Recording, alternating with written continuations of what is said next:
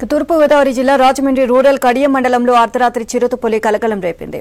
ఇక కడియంలోని ఒక కళ్యాణ మండపం సమీపంలో నర్సరీలో చిరుతపులిని స్థానికులు చూశారు. వెంటనే ఫారెస్ట్ అధికారులకు సమాచారం ఇవ్వడంతో పాదముద్రలు పరిశీలించి చిరుతపులిగా నిర్ధారించారు.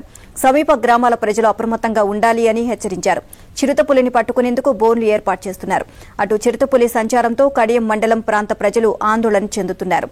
కడియం లంక, బురిలంక, కడియం గ్రామాల ప్రజలు అప్రమత్తంగా ఉండాలి అని హెచ్చరికలు జారీ చేశారు.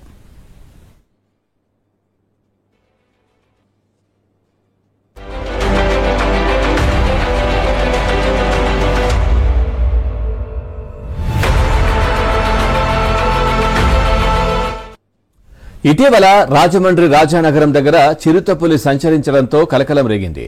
దాన్ని పట్టుకోవడానికి అటవీశాఖ అధికారులు ప్రయత్నించినా ఫలితం లేకుండా పోయింది. ఆ చిరుతపులే కడియం వరకు వచ్చి ఉంటుందని అనుమానం వ్యక్తం చేస్తున్నారు. అయితే సుమారు 15 కిలోమీటర్లు గ్రామాలను దాటి చిరుతపులి రావడంపై సందేహాలు ఉన్నాయి. రాజానగరంలో కనిపించిన చిరుతపులి ఇదా కాదా అనే దానిని ఫారెస్ట్ అధికారులు పరిశీలిస్తున్నారు. ఈ ప్రాంతంలో నర్సరీలు ఎక్కువగా ఉండడంతో చిరుతను గుర్తించడం కష్టమంటున్నారు. ఇదే అంశానికి సంబంధించి మరిన్ని అప్డేట్స్ మా కరెస్పాండెంట్ రాజాబాబుని అడిగి తెలుసుకుందాం. రాజాబాబు, కడియం పరిసర ప్రాంతాల్లో చిరుతపులి సంచరిస్తున్నట్లుగా తెలుస్తుంది. ఓవరాల్ గా అప్డేట్స్ ఏంటి? నీలిమ, తూర్పుగోదావరి జిల్లా కడియపులంక గ్రామంలో చిరుతపులి సంచరిస్తున్నట్టు ఒక నర్సరీ రైతు మధు అనే నర్సరీ రైతు గమనించి అటవీశాఖ అధికారులకు సమాచారం ఇచ్చాడు. పాదముద్రలను కూడా అటవీశాఖ అధికారులు రాత్రి గుర్తించి అవి చిరుతపులిగా గుర్తించారు. అయితే ఇప్పటికే గత 14 రోజుల పాటు, సుమారుగా 14 రోజుల పాటు రాజమండ్రి లాలా చెరువు, దివాన్ చెరువులోని అటవీ ప్రాంతంలో చిరుతపులి సంచరించింది.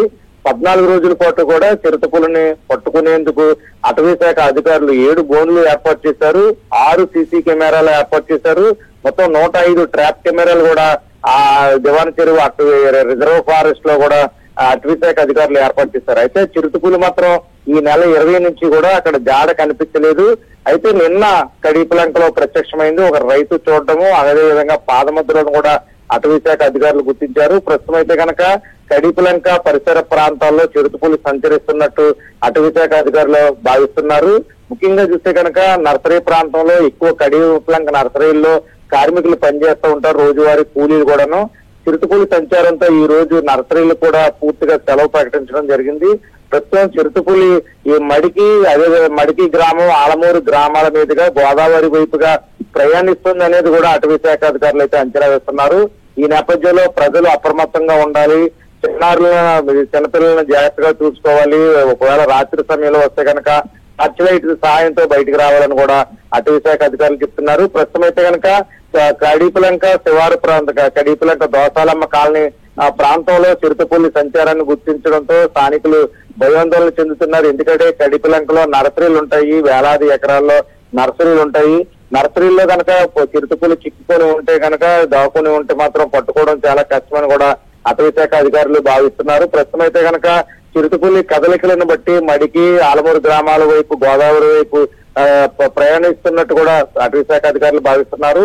చిరుతపులి కదలికలను గుర్తించేందుకు ట్రాప్ కెమెరాలు, అదేవిధంగా సీసీ కెమెరాలు, ఆ బోర్లు కూడా ఏర్పాటు చేసేందుకు అధికారులు ప్రయత్నాలు అయితే చేస్తున్నారు. మొత్తంగా చూస్తే కనుక ఈ నెల 6వ తేదీ నుంచి కూడా రాజమండ్రి దివాన్ చెరువు అటవీ ప్రాంతంలో సంచరించిన చిరుతపులి ప్రస్తుతం కడియపులంక గ్రామంలో సంచరించడంతో ప్రజలు భయాందోళన చెందుతున్నారు. అటవీ శాఖ అధికారులు సురక్షితంగా చిరుతపులిని పట్టుకొని ఎటువంటి ప్రాణాపాయం లేకుండా కాపాడాలని కూడా ప్రజలు కోరుతున్నారు.